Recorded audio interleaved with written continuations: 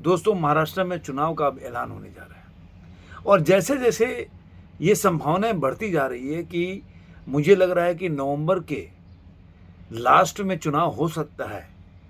वैसे-वैसे बोल सकते हैं कि आदित्य ठाकरे जो हैं, उनकी मुश्किलें बढ़ती जा रही हैं। या यूँ कह सकते हैं कि शिवसेना जो उद्धव गुट का है, उद्धव ठाकरे का, उनकी मुश्किलें बढ़ती होने जा रही हैं। मैं पहले भी बताया कि 2024 के चुनाव के बाद जो बोल सकते हैं कि कांग्रेस और जो शरद पवार जी का जो एनसीपी गुट है, उनके हौसले बढ़ गए हैं। क्यों? क्योंकि उनका प्रदर्शन बहुत अच्छा रहा है और इसमें जो महागाड़ी का जो गठबंधन था, उसमें कहीं न कहीं सबसे खराब प्रदर्शन रहा शिवसेना जो उद्धव ठाकरे के गुट था। जिसकी वजह से अब ये लग रहा है, काफ़ी दिनों से चर्चाएँ चल भी रही हैं कि अब वो जो डिमांड 2024 के लोकसभा इलेक्शन में जो उद्धव ठाकरे कर रहे थे और जिस तरह से वो मजबूर कर रहे थे महाआघाड़ी के गठबंधन को कि उनकी शर्तों को माना जाए, उनके मन मुताबिक सीट दिया जाए, वो शायद इस असेंबली सीट में नहीं होने वाला है। मैं पहले इसके ऊपर बता चुका हूँ आप लोगों को, तो आज उस पे ज़्यादा हम चर्चा नहीं करेंगे। मैं जो आज चर्चा करूँगा मेन कि आदित्य ठाकरे की जो स्थिति क्यों संघर्षपूर्ण या बोल सकते हैं कि मतलब उनके लिए टकराव की स्थिति हो सकती है। मैं बोल सकता हूं कि क्यों आदित्य ठाकरे का जो बोल सकते हैं कि मुश्किल घड़ी आ रही है, क्योंकि आप दोस्तों जानते ही हैं कि वर्ली से असेंबली सीट है उनका, आदित्य ठाकरे का। अब जैसा कि खबर आ रहा है कि वहां से राज्य ठाकरे जो हैं वो वहां से चुनाव लड़ सकते हैं। उन्होंने कई सभाएं भी की वहां पे, उनके लोकल मुद्दे उठाए कि किस तरह से जब वो बाला साहब के अंदर और उनके पिताजी वहाँ घूमने जाया करते थे तो क्या क्या वो सोचते थे कि इस तरह वर्ली को कैसे डेवलप किया जाए, लेकिन उस तरह से हुआ नहीं। तो अब संभावनाएं बढ़ रही है कि इसको बीजेपी भी सपोर्ट कर रही है और राज ठाकरे वहाँ से चुनाव लड़ेंगे। तो राज ठाकरे अगर चुनाव लड़ेंगे तो कहीं ना कहीं जो एक ठाकरे के जो फैमिली के प्रति एक सिंपैथी या बोल सकते हैं कि एक लगाव है मराठी जनमानस में, वो न कहीं एक टकराव की स्थिति में आ जाएगा और बीजेपी का अपना कोर वोट आ जाएगा। तो इस लिहाज से देखा जाए तो आदित्य ठाकरे के लिए मुश्किल होगी। अब ये बातें क्यों आ रही है? क्योंकि चीफ इलेक्शन कमीशन मैंने मुख्य चुनाव आयुक्त हैं, उन्होंने ये दो जगह जो अपने झारखंड और महाराष्ट्र के चुनाव जो पहले होना था लेकिन महाराष्ट्र का ऐलान नहीं हो पाया और झारखंड का भी असेंबली जो लास्ट है नवंबर में मेरे ख्याल से उसका ख़त्म हो रहा है, 80 या 88 सीट है और महाराष्ट्र में 288 सीट है।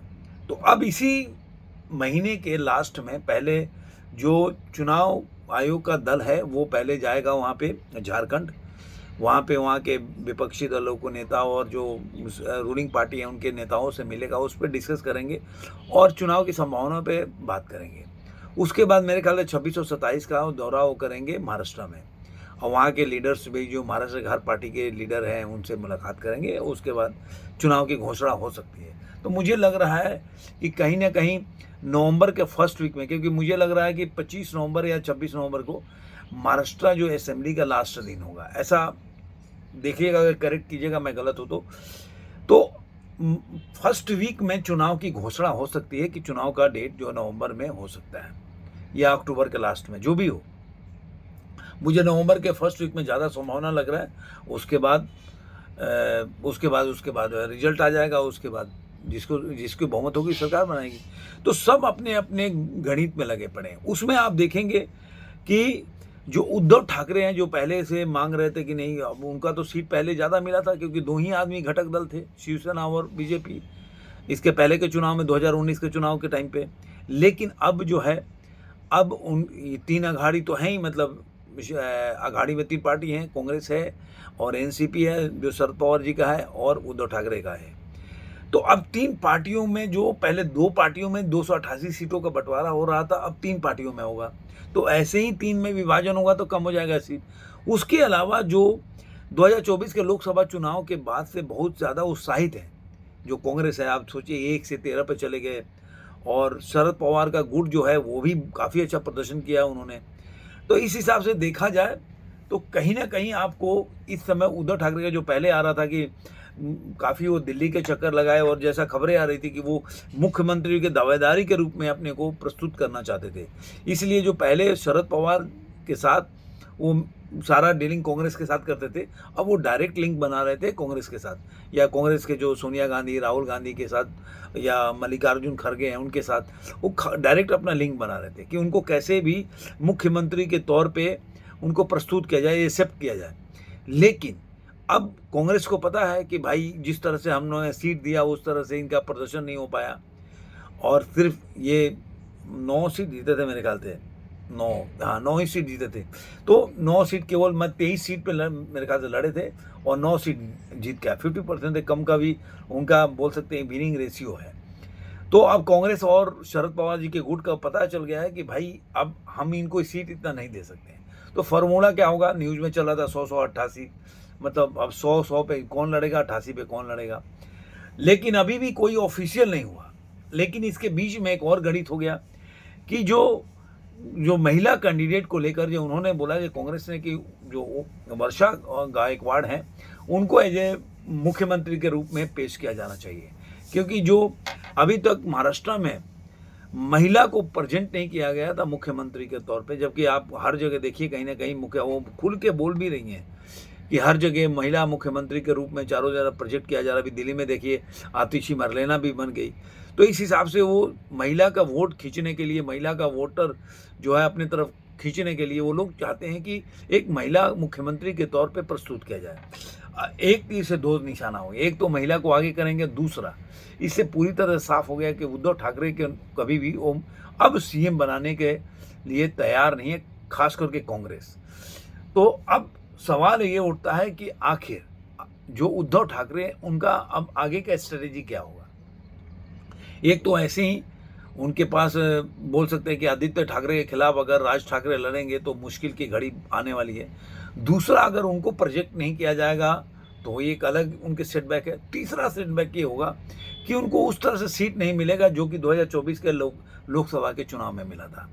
तो 3 तरह से ऐसा लग रहा है कि चुनाव में, महाराष्ट्र के चुनाव में वो जो है कहीं ना कहीं उनको उद्धव ठाकरे को डेंट मिला। इसी में महाराष्ट्र में एक ताज़ा सर्वे आया जी न्यूज़ का, मैं आपको बता देता हूँ कि जी न्यूज़ का सर्वे आया।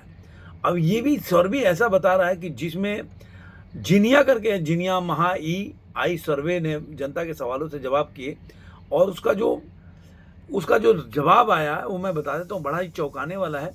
उन्होंने ये बताया कि आज चुनाव हो तो 47% लोग जो हैं वो राज्य में विधानसभा चुनाव के लिए बीजेपी को वोट दे सकते हैं, मतलब महायुति को वो वोट देने चाहते हैं। इसके अलावा उन्होंने कई मुद्दों पर उन्होंने बोला कि 25% लोग विकास चाहते हैं, 20% ऐसे लोग हैं जो कल्याणी योजना अभी लॉन्च किया है उसको सही मानते हैं, करीब 10% लोग ऐसे हैं जो मानते हैं कि मराठा आरक्षण एक बहुत बड़ा मुद्दा रहेगा। इसी में 15% ऐसे लोग जो बेरोजगारी को मानते हैं, वहीं पे 15% लोग ऐसे हैं जो भ्रष्टाचार मुंबई को भ्रष्टाचार और महंगाई को मुद्दा मानते हैं।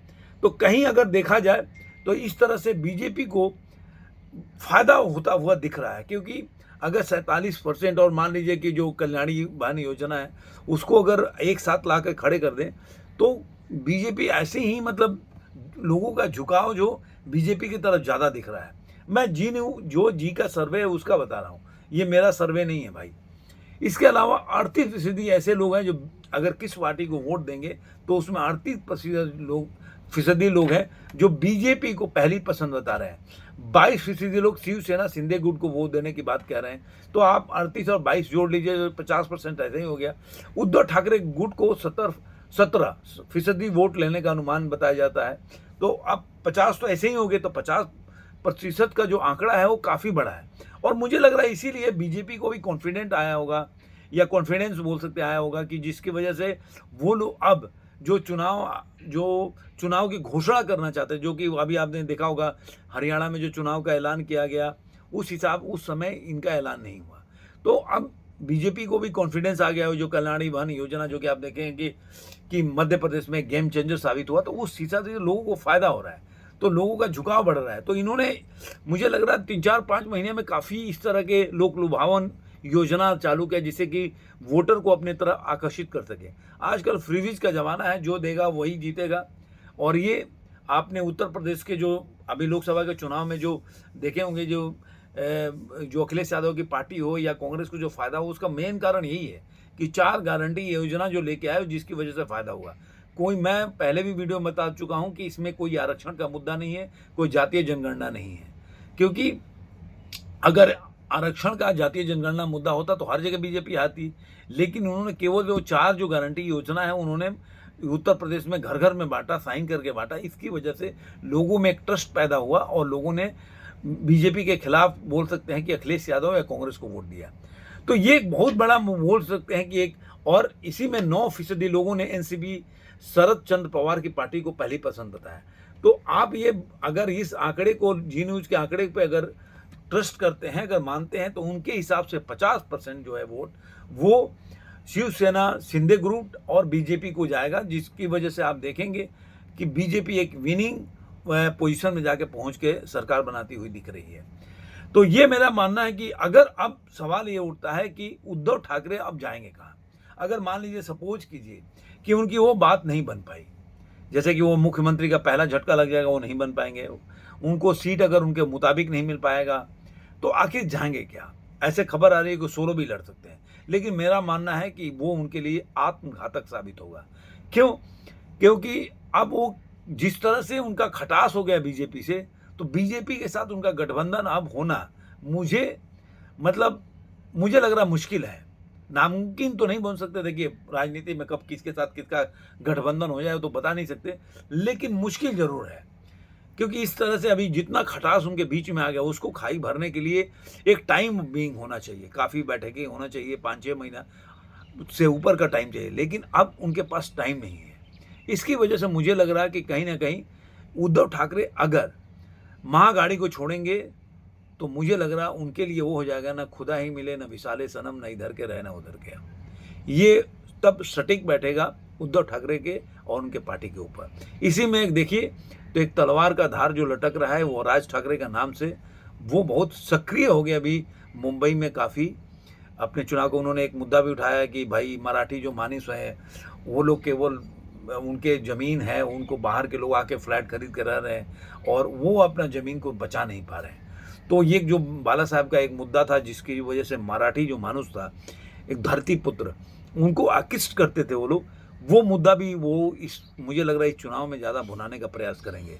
तो देखते हैं कैसे क्या होता है। आपको ये वीडियो कैसा लगा जरूर कमेंट बॉक्स में बताइएगा। फिर मिलेंगे ऐसे किसी वीडियो में। आज के अंक में इतना ही।